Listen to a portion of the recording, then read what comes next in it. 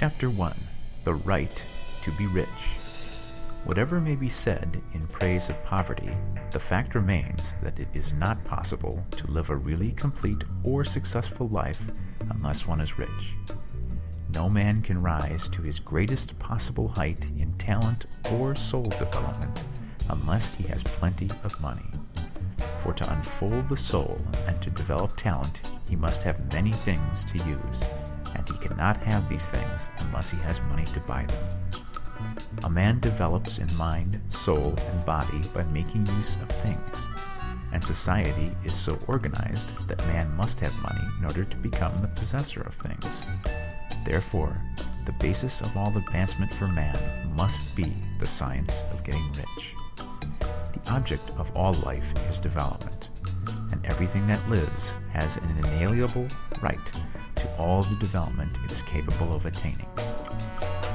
Man's right to life means his right to have the free and unrestricted use of all the things which may be necessary to his fullest mental, spiritual, and physical unfoldment, or, in other words, his right to be rich. In this book, I shall not speak of riches in a figurative way. To be really rich does not mean to be satisfied or contented with a little.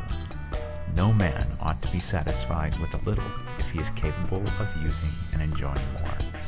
The purpose of nature is the advancement and unfoldment of life, and every man should have all that can contribute to the power, elegance, beauty, and richness of life. To be content with less is sinful. The man who owns all he wants for the living of all the life he is capable of living is rich, and no man who has not plenty of money can have all he wants. Life has advanced so far and become so complex that even the most ordinary man or woman requires a great amount of wealth in order to live in a manner that even approaches completeness. Every person naturally wants to become all that they are capable of becoming. This desire to realize innate possibilities is inherent in human nature. We cannot help wanting to be all that we can be. Success in life is becoming what you want to be. You can become what you want to be only by making use of things, and you can only have the free use of things only as you become rich enough to buy them. To understand the science of getting rich is therefore the most essential of all knowledge. There is nothing wrong in wanting to get rich. The desire for riches is really the desire for a richer, fuller, and more abundant life. And that desire is praiseworthy. The man who does not desire to live more abundantly is abnormal, and so the man who does not desire to have money enough to buy all he wants is abnormal. There are three motives for which we live. We live for the body, we live for the mind, and we live for the soul. No one of these is better or holier than the other. All are alike desirable, and no one of the three, body, mind, or soul, can live fully if either of the others is cut short of full life and expression. It is not right or noble to live only for the soul and deny mind or body, and it is wrong to live for the intellect and deny body or soul. We are all acquainted with the loathsome consequences of living for the body and denying both mind and soul, and we see that real life means the complete expression of all that man can give forth through body, mind, and soul.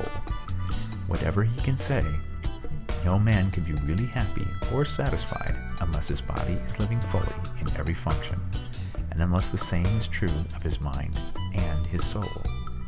Wherever there is unexpressed possibility, or function not performed, there is unsatisfied desire.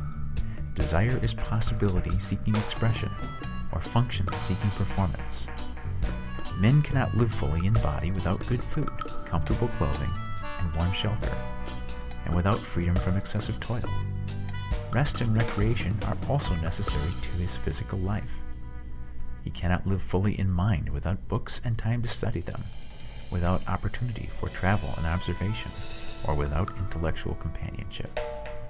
To live fully in mind, he must have intellectual recreations, and must surround himself with all the objects of art and beauty he is capable of using and appreciating.